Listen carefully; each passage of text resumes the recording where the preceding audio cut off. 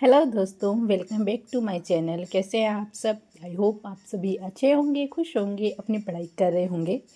तो आज मैं 2 बुक लेके आई हूँ आप लोगों के लिए, और वो बुक रिलेटेड है हमारे मनोविज्ञान से, साइकोलॉजी से संबंधित है। फर्स्ट जो बुक है वो है हमारी फर्स्ट ग्रेड की, और अभी फर्स्ट ग्रेड के एग्ज़ाम में बहुत कम समय है और आप साइकोलॉजी को और आईसीटी को बहुत अच्छे से करना चाहते हैं तो ये बुक ले सकते हैं। और ये बुक ज्ञान सरोवर पब्लिकेशन से है, पेपर फर्स्ट और पेपर सेकंड दोनों के लिए। और इस बुक के फर्स्ट जो पेज है वो कुछ इस तरीके से है, और इसके बाद में आपको दे रखा है जो भी पार्ट सिलेबस है, अनुक्रमणिका है, वो दे रखा है, जिसके अंदर पूरा जो सिलेबस है उसको मद्देनज़र रखते हुए पूरी बुक को तैयार किया गया है। फर्स्ट टॉपिक है शिक्षा मनोविज्ञान का परिचय, फिर आता है अधिगम कर्ता का विकास, अधिगम समायोजन एवं मानसिक स्वास्थ्य, सांवेगिक बुद्धि, संचार कौशल और इसका उपयोग, शिक्षण मॉडल्स, शिक्षण प्रक्रिया में शिक्षण अधिगम सामग्री का निर्माण और उपयोग, सहकारी अधिगम, आईसीटी की अवधारणा, हार्डवेयर सॉफ्टवेयर, प्रणाली उपागम, शैक्षिक तकनीकी, थर्ड कंप्यूटर सहायक अधिगम। तो देखिए आपको इस तरीके से यहाँ से हमारे चैप्टर शुरू होता है। सबसे पहले मनोविज्ञान का परिचय दे रखा है, उसका इतिहास बता रखा है, आत्मा का अध्ययन आ जाता है, मन का अध्ययन आ जाता है, चेतना का अध्ययन आ जाता है, व्यवहार का अध्ययन, मनोविज्ञान की परिभाषा आ चुकी है। और इस तरीके से डायग्राम के द्वारा आपको हर एक चीज़ को समझाया जा रहा है। साथ में आपको इसमें इमेज भी दे रखी है,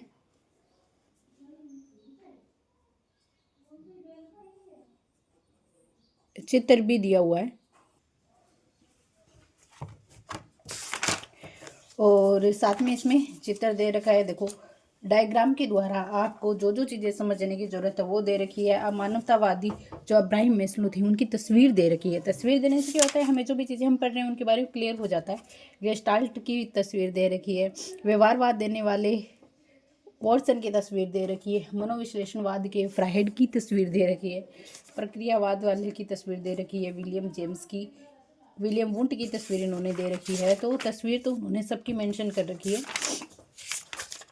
डायग्राम बना के दे रखा है आपको। देखो डायग्राम मिलेंगे आपको हर एक पेज पर, ये देखिए। फिर इसमें आपको पीवाईक्यू क्वेश्चंस भी मिल जाएंगे और इससे रिलेटेड क्वेश्चन भी मिल जाएंगे, और ये कम से कम एक चैप्टर के अकॉर्डिंग 30 क्वेश्चन आपको मिल जाएंगे। फिर इसके बाद में ये अधिगमकर्ता का विकास, तो इसके अंदर भी देखो चित्र दे रखा है ताकि आप इस चीज़ को समझ सकें। और उसके बाद में इस तरीके से डायग्राम बना के दे रखा है, सारणीवाई चीज़ों को समझाई हुई है। और ये देखिए आप इस तरीके से भी समझ सकते हैं कि किस तरीके से प्रोक्सिमो डिस्टल वाली जो हमारा विकास होता है वो होता है, और सिफेलोकोडल द्वारा जो विकास होता है वो कौन सा, किस प्रकार से, किसको कहते हैं, कई बार कन्फ्यूजन होता है। तो इस तरीके से जो तस्वीर होती है उसके आधार पर हमारा जो भी डाउट होता है वो क्लियर हो जाता है। ये देखो वे संधि, प्राक किशोरावस्था, खेल की अवस्था है तो खेल को दर्शाया गया है। ये देखो डेवलपमेंट स्पाइरल,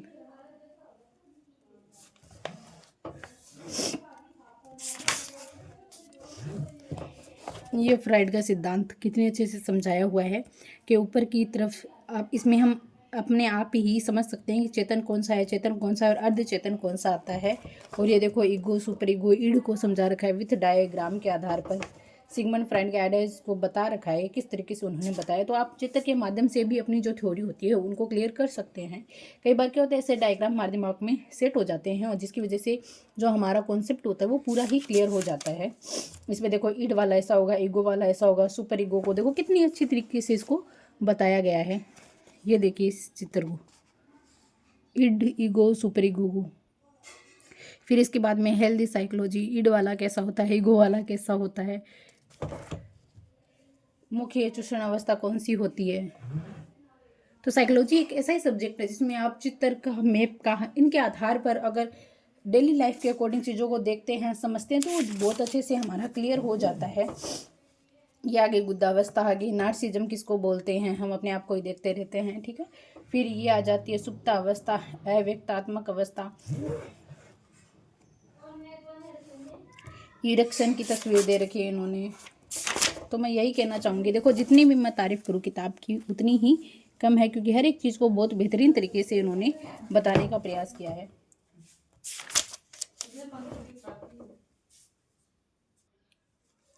ओके, तो ये है संवेदी पेशी अवस्थाएं। देखो इसमें चित्र के आधार पर कितने अच्छे से समझा रखा है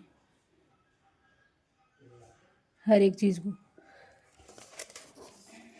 ये देखो, आप अगर कोई भी कॉन्सेप्ट समझने की कोशिश करना चाहते हैं तो आप चित्र के आधार पर सब कुछ देखकर भी समझ सकते हैं।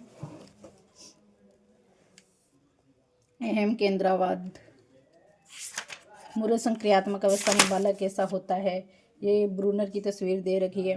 मैंने इतनी जो मनोवैज्ञानिक उनकी तस्वीर इसी बुक में देखी है, मैंने कभी किसी की तस्वीर नहीं देखी है।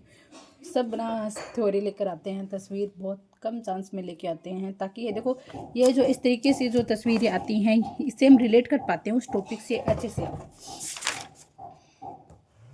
ये देखो व्रत के बाद 3 month, 6 month, 12 month, 18 month, 24 month में क्या क्या चीज़ें होती है, बच्चे में कौन कौन से जो संवेग है वो उत्पन्न होते हैं, तो इस डायग्राम के आधार पर उसको बता रखा है।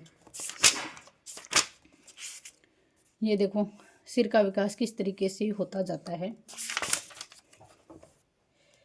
ये देखो मोटर सीक्वेंसेस किस प्रकार से बालक सबसे पहले बैठना सीखता है, फिर थोड़ा सा चिन के आधार पर चलना सीखता है, फिर चेस्ट के आधार पर चलना सीखता है, फिर उल्टा होना सीखता है। तो इस तरीके से इसमें पूरी प्रोसेस दे रखी है किस प्रकार से बालक है वो इन चीज़ों को सीखता है।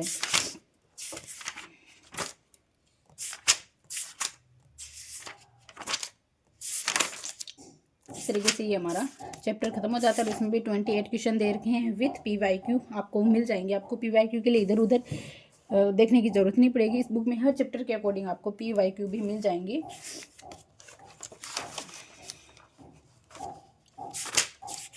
अधिगम वाला टॉपिक आ जाता है। ये देखो IP पावलोव ने कुत्ते पे प्रयोग किया था, उसको पूरा दर्शा रखा है यहाँ पे, और सब कुछ बता रखा है, डायग्राम के आधार पर भी बता रखा है, और चित्र के आधार पर संवेगिक अनुबंधन किस प्रकार से होता है।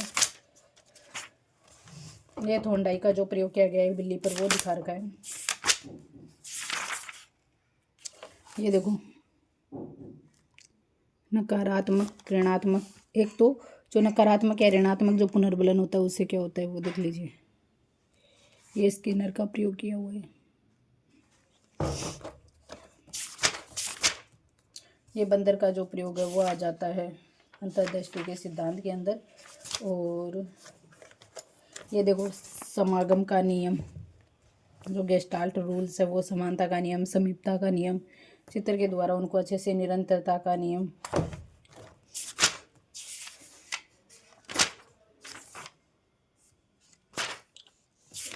तो इसमें सब कुछ बहुत अच्छे से दे रखा है।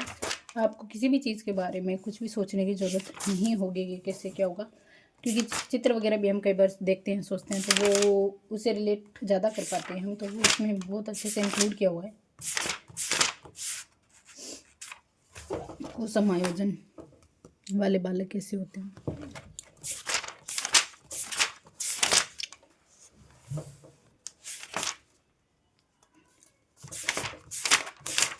आपको बुक ही दिखा रही हूँ, मल्टीपल इंटेलिजेंसी।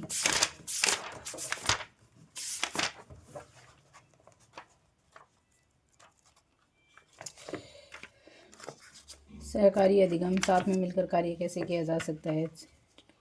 चित्र के द्वारा, डायग्राम के द्वारा पूरे चैप्टर को बहुत अच्छे से समझाने का प्रयास किया गया है बुक के अंदर।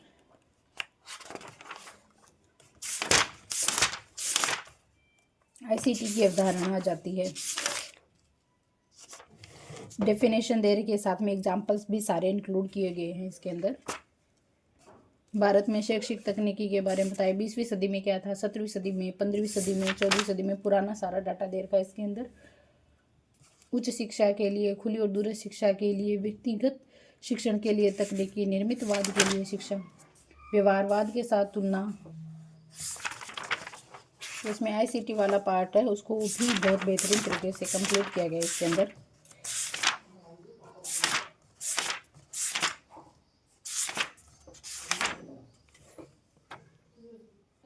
और जिनकी ये बुक है उनका नाम है डॉक्टर लकी आहूजा, जो PhD मनोवैज्ञानिक है, प्राध्यापक राजस्थान सरकार के द्वारा, उनमें 6th रैंक का ही है। और अभी जो एग्ज़ाम हुआ था असिस्टेंट प्रोफेसर का, उसके अंदर इनकी 3rd रैंक आई है। तो आप देख सकते हैं इनके बारे में और पढ़ सकते हैं इनके बारे में और भी। और इन्हें 15 वर्ष का एक्सपीरियंस है। तो कुछ तरीके से इस बुक का भी आप ज़रूर इस बुक को ट्राई कीजिएगा, आपको यह बुक आराम से मिल जाएगी। और मैं कमेंट बॉक्स में भी इससे रिलेटेड जो भी इन्फॉर्मेशन होगी, नंबर होंगे, वो डाल दूँगी, आप वहाँ से इसको मंगवा सकते हैं। चलिए मिलते हैं अगले वीडियो में, तब तक के लिए आप अपना ध्यान रखिए, खुश रहिए और पढ़ते रहिए।